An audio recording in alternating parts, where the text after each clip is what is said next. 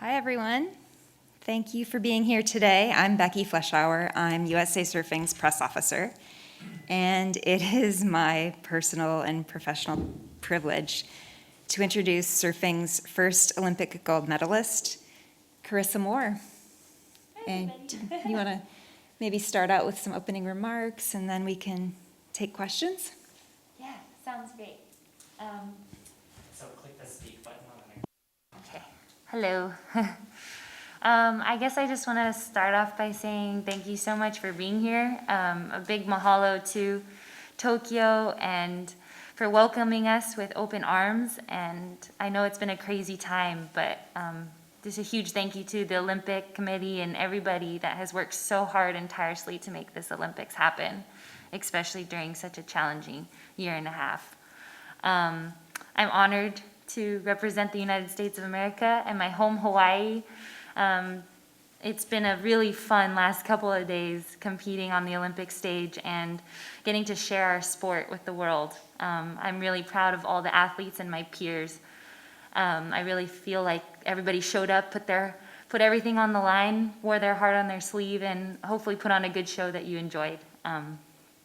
I am very grateful to my team, the USA Surfing team, to the USA team, everyone that has got behind me and the USA Surfers and given us a platform to really shine. I wouldn't be where I am today without the community of people that have loved and supported me every step of the way. So, yeah, thank you. So with that, I guess we can take some questions. So if you have a question, please go to the microphone.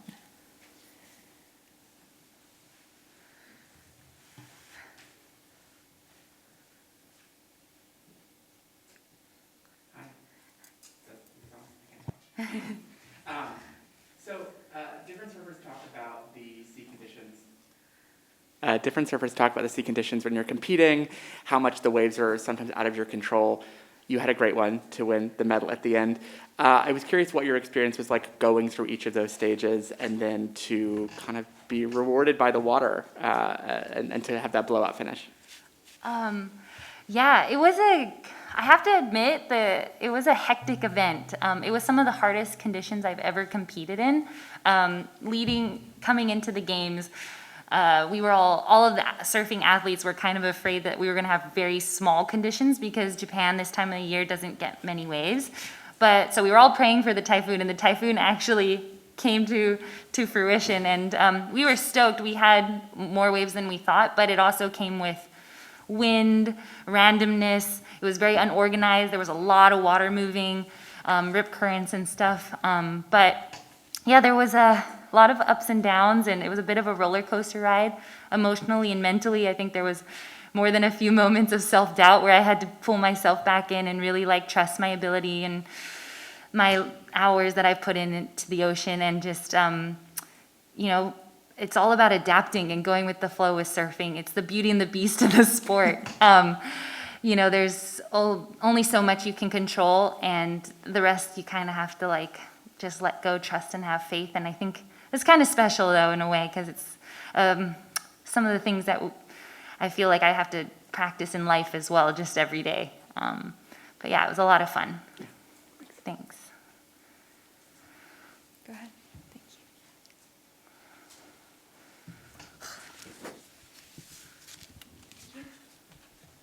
you. Tracy Holmes, ABC Australia.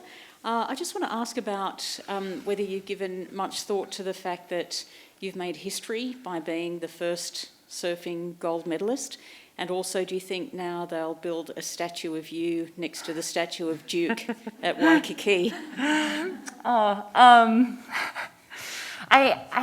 I think it's going to take a little bit of time for me to really let it sink in and really reflect on how monumental the last couple days has been, not only for me, but for surfing. I don't think I'll have a statue. There's only a few people in Hawaii that I think deserve that. And Duke Kahanamoku is there with open arms in Waikiki, someone I looked up to since I was a little girl when I grew up surfing. And it wasn't only until recently I watched a beautiful documentary on him before I came here. And it was very eye-opening. I learned so much, not only about his Olympic career and that, but what he did as a person, and how many lives he touched just by being him and sharing his love and being unconditional with people and taking the time. And I thought that was just so beautiful. So I'm definitely inspired by him, and I hope to share that same aloha and Olympic spirit.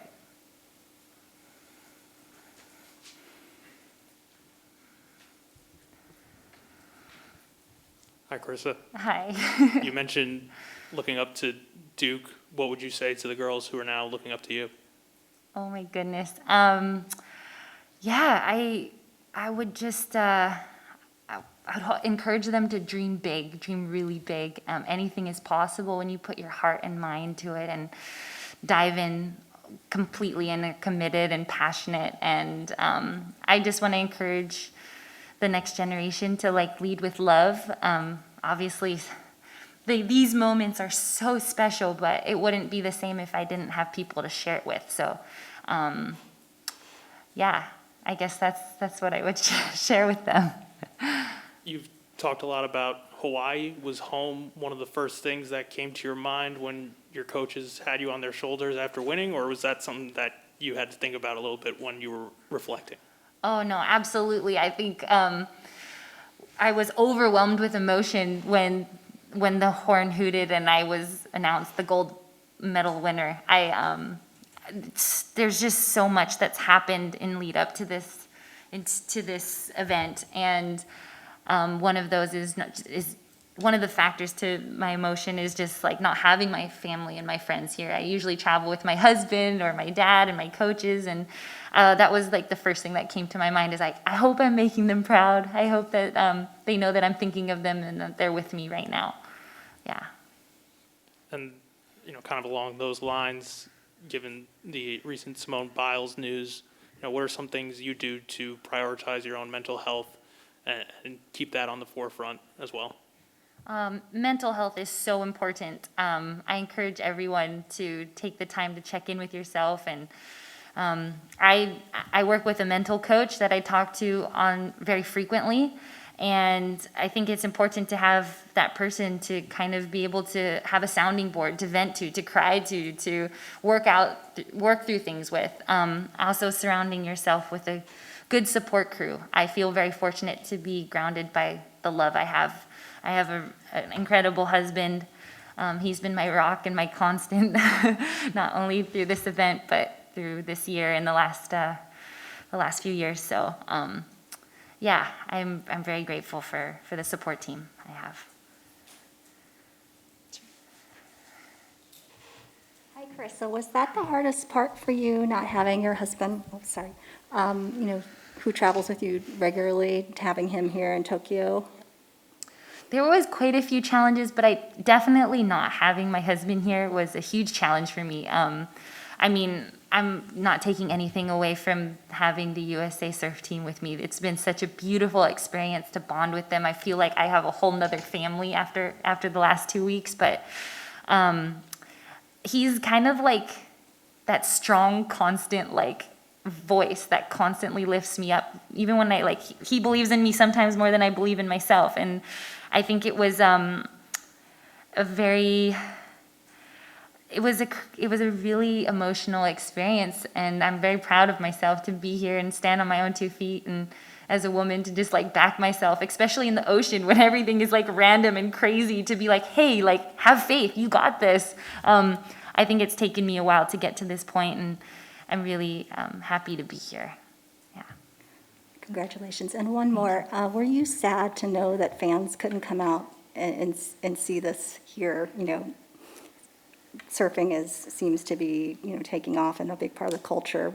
Was that a bummer for you to not have that, or can you even hear when you're surfing? Of course, it was a bummer to not have fans on the beach, but at the same time, that's the world we live in right now, and we're just going with the flow and learning how to adapt. And I'm just grateful that the games have gone on and we had the opportunity to perform and share our sport with people. And, they may not have been able to be there physically, but I hope they were able to feel the experience through the screen, and at some point, hopefully, they'll get to see it in person.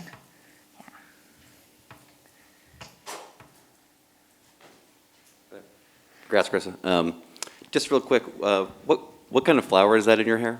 Oh, this is a Plumeria, and it's not real, but my mom gave it to me before I came, and right now the Plumeria trees are going off in Hawaii, and it just is, the air is so sweet.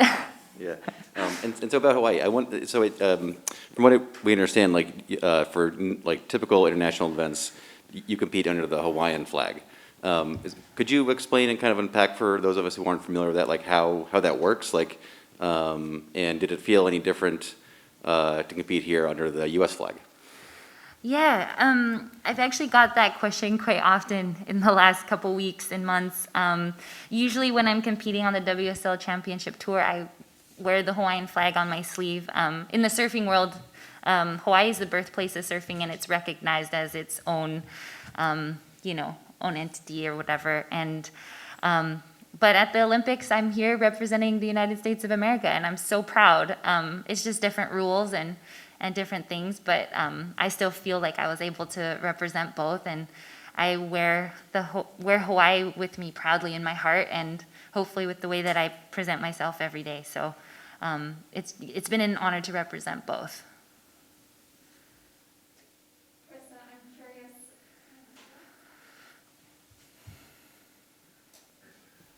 Hey, I'm curious how you celebrated the other night, and I know movement is limited, so I'm just actually really curious what you did.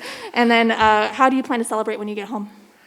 Yeah, well, it was actually kind of a crazy couple hours after it finished. I got drug tested, and then we did a press conference down at the beach. And by the time we were finished, it was pretty late. But our team was so solid and so cool. They put up balloons, and my teammate Caroline Marks, who did fantastic in the event, she was so close to medaling. She was actually, to me, the one to beat in the whole contest, but she poured champagne on me as I walked in, and we just had a really nice dinner, had a couple shots of whiskey, and then passed out. But I'm looking forward to just going home, and honestly, it was so funny. My mom's like, "We want everyone to come meet you at the airport." I'm like, "Mom, I just want my husband to pick me up. I want us to have a mellow family dinner, and then we can have a nice big barbecue at the beach with the community on Saturday." So, yeah, take it slow when I get home, and it's crazy because we don't have much time before we head off to the next championship tour event in Mexico in 10 days. Then we have Tahiti, and we finish the finals for the world title in September at Lower Trestle. So, I have a bit of a grind the next couple months. Thank you. Thank you. Sure. Sorry. Carissa, one of the things that the organizers of these games are kind of talking about a lot is that I think it is the most gender equal games among athletes. And I was just wondering how kind of you experienced that, if you got to see a bunch more female athletes kind of walking around than you usually do at competition, or kind of what that meant to you, I guess, in general. I haven't been able to experience it much firsthand because we've been so removed. We've just been at the surfing venue. But just hearing that is amazing. In the sport of surfing, in the time that I've been competing on the championship tour it's been 11 years, I've seen so much growth in improvement and progression in the quality of the sport. We started off with maybe 15 grand for first place, and then we got to a point where they brought us up to 100 grand, which was equal with the men. They've given us, at one point, they make a decision every day, based on conditions, who gets to surf. And usually when the conditions went bad, they would send us out, and it was so demoralizing. But now we get just the same equal opportunity as the men, and just to have that respect and that recognition on that level is so cool. And I'm so excited to be a woman, not only in surfing, but just a woman in general. It's just great to see women owning their power and just inspiring each other and lifting each other up. And I'm excited to just see what the rest of the women athletes do during the games. It's going to be really cool.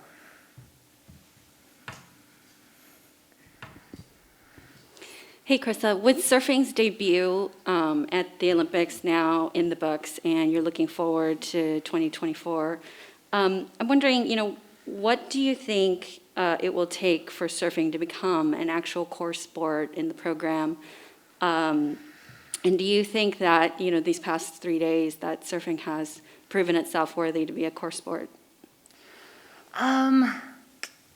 Honestly, I don't know what it takes to be a core sport, but I feel like we're pretty hardcore. And I hope people enjoy the sport as much as I enjoy it, and they can sense how much fun we're having. And I just think it's, when you take the time to really understand how the sport works, it's really fun, and the element of Mother Nature is such a cool factor. It adds so much spontaneity, and you can be the best in the sport, but you're out of rhythm with the ocean, and so it just it keeps it super exciting all the way to the end. Yeah, we'll see. I hope this is I think for the next couple of years it's on the schedule, so that's pretty cool.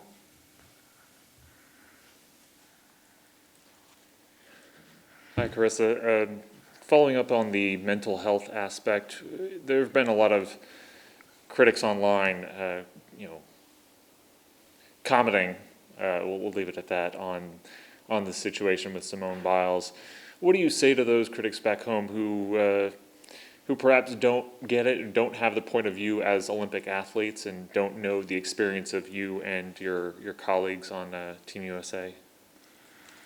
Yeah, it's hard to judge. I feel like I don't know, it's crazy to think that people do judge, because I think we're all human and we all go through the exact same things. And Simone, I can only imagine the immense amount of pressure she's under. She's on every commercial and billboard and bag I see, and she's touted as she's gonna win everything. And how crazy is that expectation, I think she's handled it beautifully. I applaud her for putting herself first and doing what's right for her. That's hard to do in a world where people expect so much of you and have this idea of what success looks like. For her to take her power back and just be like, hey, this is what's best for me. This is what success looks like for me. That's really hard. And I think it's, I hope everyone can just take a little more time to put yourselves in other people's shoes and see where she's coming from. And I think giving her some empathy, some space to heal, to grow, do whatever she needs to do so that she can continue to inspire us. Yeah. Sorry, one more follow-up on that. For you yourself, did you feel any pressure coming into this Olympics as it was a debut sport, and how did you handle that? Yeah, I definitely felt a little bit of pressure coming in. I think a lot of the pressure I created for myself, because I expect a lot out of myself, but I think it's, I just spent a lot of time talking to my mental coach and kind of refocusing. Before every big event, I write out my own personal goals, and a lot of them don't even have to do with the result. It's just about my performance and how I want to approach things. And if I can check those boxes, then most of the time that's a formula for success. But if I am able to do those things, I can go home happy no matter the result. But yeah, I spent a lot of time formulating those goals with my mental coach and focusing on that, and then also calling home a lot, talking to my husband, my family, staying in touch with them, really helped to keep things focused on the right things instead of getting overwhelmed by the result. Yeah.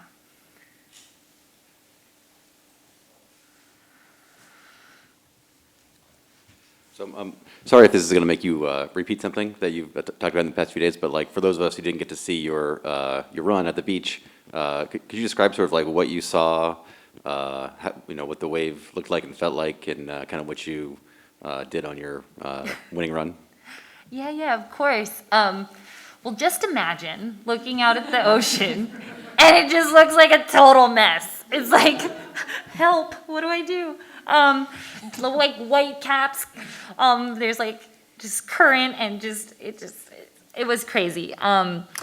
But yeah, in the finals, I was able to figure out where I wanted to paddle out with my coach, Brett Simpson. We tried to simplify as much as we could. We picked an area, and he was like, hey, go out and hunt this area and just keep giving yourself opportunities, because the more opportunities you have to surf, the better chance you have.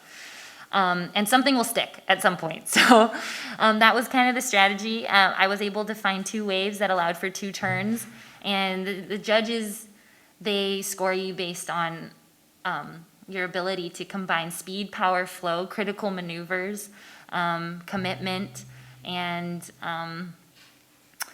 yeah, the waves were like solid 4 foot, which is like yay high up here. It's pretty big. And I just, I don't know if it's like signature, but I just did my power surfing that I normally do and was able to take the win.